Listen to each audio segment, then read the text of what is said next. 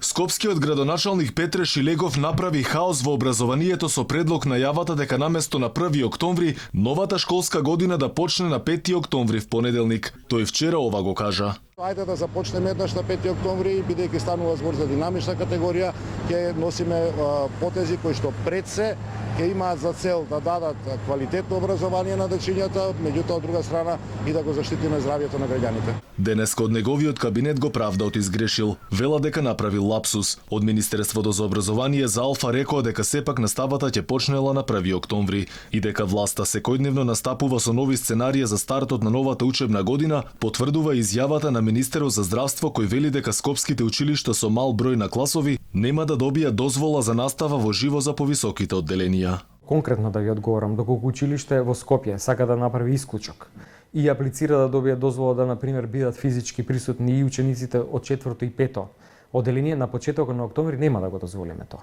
Инаку учениците од 1 до 3 одделение ќе одат во училиште со дозвола на родителот, а другите ученици ќе имаат онлайн настава. Класична настава може да има и во други класови, но ако тоа го дозволува епидемиолошката слика, односно ако тоа го одобри државата.